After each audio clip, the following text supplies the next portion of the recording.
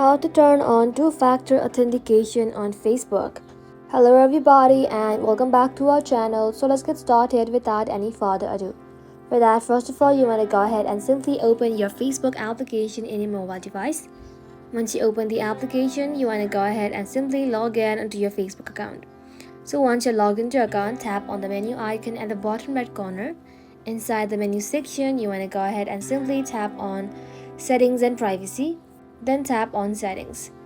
Now once you're inside Settings, tap on See More in the Account Center, and inside here scroll below, then tap on Password and Security. Just like so, you'll then be able to find two-factor authentication right over here. Tap onto it, select your Facebook account, and just like so, you'll find three options: either authentication app, SMS, or WhatsApp, or security keys. I'm gonna go with the first one, then tap on Next. And just like so, you want to go ahead and copy this code and then simply paste it on your authenticator application. Just like so, tap on Others, then type in your Facebook ID name and then paste the secret key that you have just copied. Then just like so, tap on Finish.